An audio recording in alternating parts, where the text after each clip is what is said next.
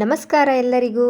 ನಾನಿವತ್ತು ನಿಮಗೆ ಬ್ಲೌಸ್ನ ಮುಂದಿನ ಭಾಗ ಫ್ರಂಟ್ ಪಾರ್ಟ್ ಹೇಗೆ ಸ್ಟಿಚ್ ಮಾಡೋದು ಅಂಥೇಳಿ ನಿಮಗೆ ತೋರಿಸ್ಕೊಡ್ತೇನೆ ರೀ. ಬರ್ರಿ ಹೇಗೆ ಅಂಥೇಳಿ ನೋಡೋಣ. ಮೊದಲಿಗೆ ನಾನಿಲ್ಲಿ ಕ್ರಾಸ್ ಬೆಲ್ಟ್ನ ಸ್ಟಿಚ್ ಮಾಡ್ಕೊಂಡಿದ್ದೀನಿ. ಕ್ರಾಸ್ ಬೆಲ್ಟ್ ಸ್ಟಿಚ್ ಮಾಡೋ ವಿಡಿಯೋನ ನಾನು ಮೊದಲಿಗೆ ಹಾಕಿದ್ದೀನಿ, ಬೇಕಂದರೆ ನೀವು ಹೋಗಿ ಚೆಕ್ ಮಾಡ್ಕೋಬೋದು. ಆಮೇಲೆ ನಾನಿಲ್ಲಿ ಫ್ರಂಟ್ ಪಾರ್ಟ್ನ ಟಕ್ಸ್ ಏನು ಹಿಡಿತೇವಲ್ಲ ಆ ಪಾರ್ಟ್ನ ಇಲ್ಲಿ ಲೈನಿಂಗಿಗೆ ಆ್ಯಡ್ ಮಾಡ್ಕೋಬೇಕಾಗತ್ತೆ. ಸೊ ಅದಕ್ಕೋಸ್ಕರ ನಾನು ಲೈನಿಂಗಿಗೆ ಈ ಥರ ಸೇಫ್ಟಿ ಪಿನ್ನ ಸೆಕ್ಯೂರ್ ಮಾಡಿಕೊಂಡು ಈ ಥರ ನಾನು ಸ್ಟಿಚ್ ಮಾಡ್ಕೊತೀನಿ ರೀ. ನೋಡ್ತಿರ್ಬೋದು ನೀವು, ನಾನಿಲ್ಲಿ ಸ್ಟಿಚ್ ಮಾಡ್ಕೊಳಕತ್ತೇನೆ ರೀ. ಮೊದಲಿಗೆ ನಾನು ನೆಕ್ ಪಾರ್ಟ್ ಏನಿದೆಯಲ್ಲ ಅದನ್ನು ನಾನು ಸ್ಟಿಚ್ ಮಾಡ್ಕೊಂಡ್ಬಿಡ್ತೀನಿ. ಸೊ ನೋಡಿ, ಈ ಥರ ಒಂದು 1/4 ಇಂಚ್ ಬಿಟ್ಕೊಂಡು ನೆಕ್ ಪಾರ್ಟ್ನ ಈ ಥರ ಸ್ಟಿಚ್ ಮಾಡ್ಕೊಂಡಿದ್ದು ಆದಮೇಲೆ ಆ ವೇಸ್ಟ್ ಬಟ್ಟೆ ಏನಿದೆಯಲ್ಲ ಅದನ್ನು ಕಟ್ ಮಾಡಿಕೊಂಡು ತೆಕ್ಕೊಂಬಿಡ್ಬೇಕು ರೀ. ತೆಕ್ಕೊಂಡಿದ್ದು ಆದಮೇಲೆ ಅದಕ್ಕೆ ನ್ಯಾಚಸ್ ಅಂತೇಳಿ ಹಾಕೋಬೇಕು ರೀ. ನೀವು ತುದಿಗೆ ಕಟ್ ಪೀಸ್ ಅಂಥೇಳಿ ಹಾಕೋಬೇಕು. ಇಲ್ಲ ಅಂತ ಹೇಳಿದ್ರೆ ನಾವು ತಿರುಗಿಸುವಾಗ ಚೆನ್ನಾಗಿ ತಿರುಗೋದಿಲ್ಲ, ಹೊಳ್ಳಿ ನಿಂತ್ಕೊಳ್ಳೋ ಸಾಧ್ಯತೆ ಜಾಸ್ತಿ ಇರುತ್ತೆ. ಅದಕ್ಕೋಸ್ಕರ ನೀವು ಕಟ್ ಮಾಡ್ಕೋಬೇಕಾಗತ್ತೆ. ನಾನು ತಿರುಗಿಸಿ ಹೊಲ್ಕೊಳ್ತಾ ಇದ್ದೀನಿ. ಟಾಪ್ ಸ್ಟಿಚ್ಚನ್ನು ಹಾಕೋಬೇಕಾಗತ್ತೆ. ಸೊ ನೀವು ಸ್ಟಿಚ್ ಹಾಕೊಳ್ಳದೇ ಇದ್ರೂ ನಡೆಯುತ್ತೆ, ಹಾಕೊಳ್ಳೇಬೇಕು, ಯಾಕಂದರೆ ತುಂಬ ಚೆನ್ನಾಗಿ ಕಾಣಿಸುತ್ತೆ ಹಾಕ್ಕೊಂಡ್ರೆ. ಅದಕ್ಕೋಸ್ಕರ ನೋಡಿರಿ, ನಾನಿಲ್ಲಿ ಹಾಕ್ಕೊಳಕತ್ತೀನಿ. ನೋಡ್ತಿರ್ಬೋದು ಯಾವ ಥರ ಸ್ಟಿಚ್ ಹಾಕಿದೆ ಅಂಥೇಳಿ ನಿಮ್ಗೆ ತೋರಿಸ್ತೀನಿ ರೀ ನಾನು. ನೋಡಿರಿ, ಈ ಥರ ಸ್ಟಿಚ್ ಬರುತ್ತೆ.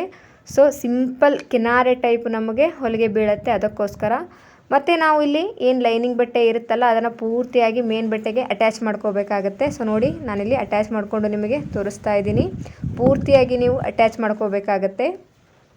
ಯಾರೆಲ್ಲ ನನ್ನ ಚಾನಲ್ನ ಹೊಸದಾಗಿ ನೋಡ್ತಾ ಇದ್ರು ಪ್ಲೀಸ್ ಸಬ್ಸ್ಕ್ರೈಬ್ ಮಾಡ್ಕೊಂಡು ನೋಡಿ, ಬೆಲ್ ಐಕನ್ನ ಪ್ರೆಸ್ ಮಾಡಿ. ಯಾರಿಗೆಲ್ಲ ವಿಡಿಯೋ ಇಷ್ಟ ಆದರೆ ಒಂದು ಲೈಕ್ ಕೂಡ ಕೊಡಿ, ಶೇರ್ ಮಾಡಿರಿ. ಬರೀ ಮತ್ತೆ ಏನು ಮಾಡೋದು ಅಂತ ಹೇಳಿ ನಿಮಗೆ ತೋರಿಸ್ತೀನಿ ನಾನು. ಸೊ ನೋಡಿ, ಈಗ ನಾನು ಪೂರ್ತಿಯಾಗಿ ಲೈನಿಂಗ್ ಬಟ್ಟೆನ ಸ್ಟಿಚ್ ಮಾಡ್ಕೊಂಡಿದ್ದು ಆದಮೇಲೆ ವೇಸ್ಟ್ ಬಟ್ಟೆ ಏನಿದೆಯಲ್ಲ ಅದನ್ನು ನಾನು ಕಟ್ ಮಾಡಿಕೊಂಡು ತೆಕ್ಕೊಂಡ್ಬಿಟ್ಟಿದ್ದೀನಿ ರೀ. ಇವಾಗ ನಾವು ಟಕ್ಸ್ನ ಹಿಡ್ಕೊಳ್ಳೋಣ. ಟಕ್ಸ್ ಹೇಗಪ್ಪ ಅಂತ ಹೇಳಿದರೆ, ನಿಮ್ಮ ಎದೆ ಸುತ್ತಳತೆಯ ಅನುಗುಣವಾಗಿ ಆ ಟಕ್ಸ್ಗಳು ಬರ್ತವೆ. ಸೊ ನೋಡಿಕೊಂಡು ನೀವು ಅಳತೆನ ಹಾಕೋಬೇಕಾಗತ್ತೆ. ಸೊ ನೋಡಿ, ನಾನು ನೋಡಿಕೊಂಡು ಅಳತೆ ಹಾಕ್ಕೊಂಡು ಈಗ ನಾನು ಸ್ಟಿಚ್ನ ಹಾಕ್ಕೊಳಕತ್ತೇನೆ ರೀ. ಈ ನಾರ್ಮಲ್ ಬ್ಲೌಸ್ಗೆ ಆದರೆ 4 ಟಕ್ಸ್ ಬರುತ್ತೆ. ಸೊ ನೀವು ಯಾವ ಥರ ಬ್ಲೌಸ್ ಹೊಲ್ಕೊಂಡ್ರು ಆ ಥರದ ಮೇಲೆ ನಿಮಗೆ ಟಕ್ಸ್ ಇರುತ್ತೆ. ನೀವು ಎದೆ ಸುತ್ತಳತೆ ಅನುಗುಣವಾಗಿ ಅದನ್ನು ಅಳತೆ ಮಾಡ್ಕೋಬೇಕಾಗತ್ತೆ. ಸೊ ನೋಡಿ, ನಾನೀಗ ಎರಡು ಕಡೆಯೂ ನಾನು ಈ ಥರ ಟಕ್ಸ್ನ ಹಿಡ್ಕೊಂಡ್ಬಿಡ್ತೀನಿ ರೀ. ನೋಡಿರಿ, ನಾನು ಎರಡು ಕಡೆ ಟಕ್ಸ್ನ ಹಿಡ್ಕೊಂಡಿದ್ದು ಆದಮೇಲೆ ನಿಮಗೆ ಫೈನಲ್ ಫಿನಿಶಿಂಗ್ ಟಚ್ ಬರಬೇಕು ಅಂತ ಹೇಳಿದರೆ ಆಗಿಂದಾಗಲೇ ನೀವು ಸ್ಟಿಚ್ ಮಾಡ್ಕೊಂಡಿರುವಂಥ ದಾರ ಇರುತ್ತಲ್ಲ ಅಲ್ಲೇ ನೀವು ಕಟ್ ಮಾಡ್ಕೊಂಡಿದ್ದಾದರೆ ಫಿನಿಶಿಂಗ್ ಅನ್ನೋದು ತುಂಬ ಚೆನ್ನಾಗಿ ಕಾಣಿಸುತ್ತೆ. ನೋಡಿ, ಈಗ ನಾನು ಮಧ್ಯದಲ್ಲಿ ಟಕ್ಸ್ನ ಹಿಡಿತಾ ಇದ್ದೀನಿ. ಇದೆಲ್ಲ ಆದಮೇಲೆ ನಿಮಗೆ ಈ ಥರ ಶೇಪು ಚೆನ್ನಾಗಿ ಬರಬೇಕು ರೀ. ಆಮೇಲೆ ನಾವಿಲ್ಲಿ ಕ್ರಾಸ್ ಬೆಲ್ಟ್ ಹಚ್ಚಬೇಕಲ್ಲ, ಅದಕ್ಕೋಸ್ಕರ ನಾನು ಮಿಡ್ನ ಕಟ್ ಮಾಡ್ಕೊಂಡಿದ್ದೀನಿ. ನೀವು ಕಟ್ ಮಾಡ್ದೇ ಹಚ್ಕೋಬೋದು, ಆದರೆ ಕಟ್ ಮಾಡಿಕೊಂಡ್ರೆ ನಿಮಗೆ ತುಂಬ ಚೆನ್ನಾಗಿ ಅದು ಸ್ಟಿಚ್ ಮಾಡೋದಕ್ಕೆ ಬರುತ್ತೆ. ಸೊ ನೋಡಿ, ನಾನಿಲ್ಲಿ ಕ್ರಾಸ್ ಬೆಲ್ಟ್ನ ಸ್ಟಿಚ್ ಮಾಡಿಕೊಂಡು ಸೈಡಲ್ಲಿ ಇಟ್ಕೊಂಡಿದ್ದೆ, ಅದನ್ನು ಈಗ ಇದಕ್ಕೆ ಆ್ಯಡ್ ಮಾಡ್ಕೊಳಕತ್ತೇನೆ ರೀ. ಎಕ್ಸ್ಟ್ರಾ ಬಟ್ಟೆನೂ ಸಹಿತ ನಾನು ಕಟ್ ಮಾಡಿಕೊಂಡು ಸೈಡಲ್ಲಿ ಇಟ್ಕೊಂಡಿದ್ದೀನಿ. ನೋಡ್ತಿರ್ಬೋದು, ಗ್ರೀನ್ ಕಲರ್ ಏನು ಕಟ್ ಮಾಡ್ಕೊಂಡಿದ್ನಲ್ಲ ಅದು ಎಕ್ಸ್ಟ್ರಾ ಬಟ್ಟೆ, ಅದಕ್ಕೆ ಹಿಂದೆ ಹಾಕೋದಕ್ಕೋಸ್ಕರ. ನೋಡಿ, ಇವಾಗ ನಾನು ಏನು ಮೇನಾಗಿ ಸ್ಟಿಚ್ ಮಾಡ್ಕೊಂಡಿದ್ದನ್ನ ಕ್ರಾಸ್ ಬೆಲ್ಟ್ನ ಅದನ್ನು ಮೇಲ್ಗಡೆ ಇಟ್ಕೊಂಡು ಲೈನಿಂಗ್ ಬಟ್ಟೆ ನಾನು ಕಟ್ ಮಾಡ್ಕೊಂಡಿದ್ನಲ್ಲ ಅದನ್ನು ಕೆಳಗಡೆ ಇಟ್ಕೊಂಡು ಈ ಥರ ಸ್ಟಿಚ್ ಮಾಡ್ಕೋಬೇಕ್ರಿ. ಒಂದು 1/4 ಇಂಚ್ ಅಥವಾ ಅರ್ಧ ಇಂಚ್ ಬಿಟ್ಕೊಂಡು ನೀವು ಈ ಥರ ಸ್ವಲ್ಪನೇ ನೋಡಿಕೊಂಡು ಸ್ಟಿಚ್ ಮಾಡ್ಕೋಬೇಕಾಗತ್ತೆ. ನೀವು ಬೇಗ ಮಾಡ್ಕೊಳ್ಳೋದಾದರೆ ಅದು ಹೊಲಿಗೆ ಬಿಚ್ಚೋಗೋ ಸಾಧ್ಯತೆ ತುಂಬ ಇರುತ್ತೆ. ಆಮೇಲೆ ಮೊದಲಿಗೆ ಮತ್ತು ಲಾಸ್ಟಿಗೆ ನೀವು ಸ್ಟಿಚ್ ಹಾಕ್ಕೊಳ್ಬೇಕಾದ್ರೆ ರಫ್ ಹಾಕೋದನ್ನು ಮಾತ್ರ ಮರಿಬೇಡ್ರಿ. ಇದು ಮೊದಲು ಮೇನ್ ಇಂಪಾರ್ಟೆಂಟ್ ಟಿಪ್ಸು. ಸೊ ನೋಡಿ, ಇವಾಗ ನಾನು ರಫ್ ಹಾಕ್ಕೊಂಡಿದ್ದಾದ್ಮೇಲೆ ಸ್ಟಿಚ್ ಹಾಕ್ಕೊಂಡಿದ್ದು ಆದಮೇಲೆ ನಾನು ಮತ್ತೆ ನಿಮಗೆ ಅದನ್ನು ತಿರುಗಿಸಿ ನಾನು ಹೊಲಿಗೆ ಹಾಕ್ಕೊಳಕತ್ತೇನೆ ರೀ. ಈ ಕ್ರಾಸ್ ಬೆಲ್ಟ್ ಹಚ್ಚೋದು ಹೇಗೆ ಸ್ಟಿಚ್ ಮಾಡೋದು ಹೇಗೆ ಅಂಥೇಳಿ ನಾನು ಹಿಂದಿನ ವಿಡಿಯೋದಾಗ ನಿಮಗೆ ಅಪ್ಲೋಡ್ ಮಾಡಿದ್ದೇನೆ ರೀ. ಯಾರಿಗೆಲ್ಲ ಇಂಟ್ರೆಸ್ಟ್ ಇದ್ದರೆ ಹೋಗಿ ನೀವು ಚೆಕ್ ಮಾಡಿ ನೋಡ್ಬೋದು, ನಿಮ್ಮ ಫ್ರೆಂಡ್ಸ್ಗಳಿಗೆ ಶೇರ್ ಮಾಡ್ಬೋದು. ಪ್ಲೀಸ್ ಶೇರ್ ಮಾಡಿ ಸಪೋರ್ಟ್ ಮಾಡಿರಿ. ನೋಡಿರಿ, ಈಗ ನಾನು ಒಂದು ಕ್ರಾಸ್ ಬೆಲ್ಟ್ನ ಹಚ್ಚಿ ಈಗ ತೋರಿಸ್ತಾ ಇದ್ದೀನಿ ಹೇಗಾಗಿದೆ ಅಂಥೇಳಿ. ನೀವು ಕ್ರಾಸ್ ಬೆಲ್ಟ್ ಹಚ್ಚಿದ್ದು ಆದಮೇಲೆ ಅದ್ರ ಮೇಲೆ ಇನ್ನೊಂದು ಟಾಪ್ ಸ್ಟಿಚ್ನ ಹಾಕೋಬೇಕಾಗತ್ತೆ. ಸೊ ಹಾಕೋದಿದ್ರು ನಡೆಯುತ್ತೆ, ಆದರೆ ಹಾಕ್ಕೊಂಡ್ರೆ ತುಂಬ ಚೆನ್ನಾಗಿ ತುಂಬ ಎಲಿಗೆಂಟಾಗಿ ಕಾಣಿಸುತ್ತೆ. ಅದಕ್ಕೋಸ್ಕರ ನೋಡಿರಿ, ಇವಾಗ ಅದು ಕೂಡ ರೆಡಿ ಆಯಿತು. ಇನ್ನೊಂದು ಕೂಡ ರೆಡಿ ಮಾಡಿಕೊಂಡು ನಾನು ಇಟ್ಕೊಂಡಿದ್ದೀನಿ.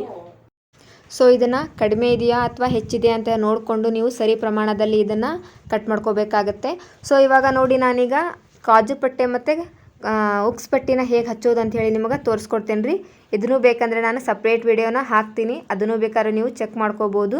ನೋಡಿ, ಈಗ ನಾನು ಇಲ್ಲಿ ಫಸ್ಟು ನಾನು ಉಕ್ಸ್ ಪಟ್ಟಿನ ಹಚ್ಕೊಳಕತ್ತೇನೆ. ಉಕ್ಸ್ ಪಟ್ಟಿ ಏನಪ್ಪ ಅಂತ ಹೇಳಿದ್ರೆ, ಮೇನ್ ಬಟ್ಟೆ ಏನಿದೆಯಲ್ಲ ಅದನ್ನು ನೀಟಾಗಿ ನೇರವಾಗಿ ಇಟ್ಕೋಬೇಕು. ಆಮೇಲೆ ನಾವು ಏನು ಪಟ್ಟಿನ ಹಚ್ಕೊಳ್ತಾ ಇದ್ದೀವಲ್ಲ ಅದನ್ನು ಅದ್ರ ಮೇಲೆ ಇಟ್ಕೊಂಡು ಒಂದು 1/4 ಇಂಚ್ ಬಿಟ್ಕೊಂಡು ಇದನ್ನು ಸ್ಟಿಚ್ ಮಾಡ್ಕೋಬೇಕಾಗತ್ತೆ. ಸೊ ನಾವು ಉಕ್ಸ್ನ ಒಳಗಿಂದ ಹಚ್ಚೋದ್ರಿಂದ ಅದನ್ನ ಹೊರಗಡೆ ಹಚ್ಚಿ ಒಳಗನೆ ನಾವು ಮಡ್ಚ್ಕೋಬೇಕಾಗತ್ತೆ. ಸೊ ನೋಡ್ತಾ ಇರ್ಬೋದು, ನಿಮಗೆ ಹೇಳಿದರೆ ಗೊತ್ತಾಗಲ್ಲ. ಒಂದ್ಸರಿ ನಿಮಗೆ ಅದನ್ನು ಸ್ಟಿಚ್ ಹೇಗೆ ಮಾಡ್ತಾರೆ ಅಂಥೇಳಿ ನೀವು ನೋಡಿಕೊಂಡ್ರೆ ನಿಮಗೆ ಪರ್ಫೆಕ್ಟಾಗಿ ಅರ್ಥ ಆಗುತ್ತೆ. ಸೊ ಅದಕ್ಕೋಸ್ಕರ ನಾನಿಲ್ಲಿ ರ್ಯಾಂಡಮ್ ಆಗಿ ತೋರಿಸ್ತಾ ಇದ್ದೀನಿ. ನೋಡ್ತಿರ್ಬೋದು, ನಾನಿಲ್ಲಿ ಮೇಲ್ಗಡೆ ಹಚ್ಚಿ ಒಳಗಡೆ ಮಡಿಸ್ತಾ ಇದ್ದೀನಿ. ಡಬಲ್ ಹೊಲಿಗೆನ ಹಾಕೋಬೇಕಾಗತ್ತೆ, ಇಲ್ಲ ಅಂತ ಹೇಳಿದರೆ ಉಕ್ಸ್ ಹಾಕೊಳ್ಳುವಾಗ ಅವರು ಜಗ್ತಾ ಇರ್ತಾರೆ. ಸೊ ಅದಕ್ಕೋಸ್ಕರ ಅದು ಬಿಚ್ಚೋಗುತ್ತೆ.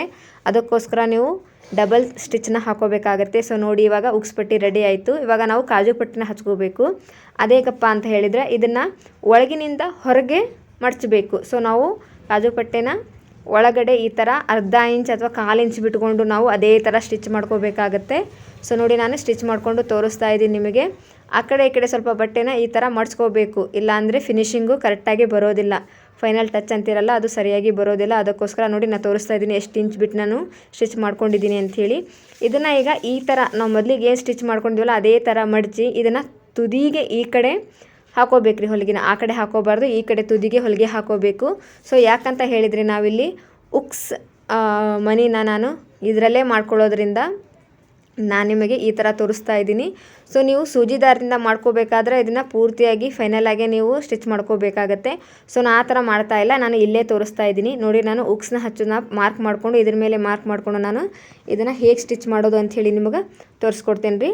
ನೋಡಿರಿ, ಇವಾಗ ನಾನು ಉಕ್ಸ್ ಮನಿ ಮಾಡೋದಕ್ಕೆ ಏನು ಉಕ್ಸಿಗೆ ನಾವು ಮಾರ್ಕ್ ಮಾಡ್ಕೊಂಡಿದ್ದೀವಲ್ಲ ಅದನ್ನೇ ಇದೇ ಥರ ಮಾರ್ಕ್ ಮಾಡಿಕೊಂಡು ನೋಡ್ತಿರ್ಬೋದು, ಈ ಥರ ಮಾರ್ಕ್ ಮಾಡ್ಕೊಂಡಿದ್ದೀನಿ. ಇವಾಗ ನಾನು ತೋರಿಸ್ತಾ ಇದ್ದೀನಿ ಯಾವ ಥರ ಸ್ಟಿಚ್ ಮಾಡಬೇಕು ಅಂಥೇಳಿ. ಸೊ ನೋಡಿ, ಈ ಥರ ಉಕ್ಸ್ ಮನಿನ ಈ ಥರ ಮಾಡ್ಕೋಬೇಕು. ನಾನು ಯಾಕೆ ತುದಿಗೆ ಹೊಲಿಗೆ ಹಾಕ್ಸಿದ್ದೆ ಅಂತ ಹೇಳಿದರೆ ಇದೇ ಸಲುವಾಗಿ. ಸೊ ನೀವು ಈ ಥರ ಈಸಿಯಾಗಿ ನೀವು ಉಕ್ಸ್ ಮನಿನ ಮಾಡೋದ್ರಿಂದ ದಿನಕ್ಕೆ ಒಂದು 5-6 ಜಾಂಪರ್ ಆದರೂ ನೀವು ಹೊಲಿಬೋದು ಬ್ಲೌಸ್ಗಳನ್ನ. ಸೊ ಕಸ್ಟಮರು ಕೂಡ ಇಷ್ಟಪಡ್ತಾರೆ. ಫೈನಲ್ ಲುಕ್ಕು ಚೆನ್ನಾಗಿ ಕಾಣಿಸುತ್ತೆ. ಅದಕ್ಕೋಸ್ಕರ ನೀವು ಸೂಜಿ ದಾರ ತೊಗೊಂಡು ಸ್ಟಿಚ್ ಮಾಡೋದ್ರಿಂದ ಟೈಮ್ ತುಂಬಾ ಹೋಗುತ್ತೆ. ಸೊ ಅದರಲ್ಲಿ ಈ ಥರ ಮಾಡಿದರೆ ನಿಮಗೆ ಟೈಮ್ ಅನ್ನೋದು ತುಂಬ ಸೇವ್ ಆಗುತ್ತೆ. ನೋಡಿ, ಈ ಥರ ಸ್ಟಿಚ್ ಆದಮೇಲೆ ನಮಗೆ ಇವಾಗ ಫ್ರಂಟ್ ಪಾರ್ಟ್ ಕೂಡ ರೆಡಿ ಆಯಿತು. ಯಾರಿಗೆಲ್ಲ ವಿಡಿಯೋ ಇಷ್ಟ ಆದರೆ ಲೈಕ್ ಮಾಡಿರಿ. ಸಿಗೋಣ್ರಿ ಮತ್ತೊಂದು ವಿಡಿಯೋದ.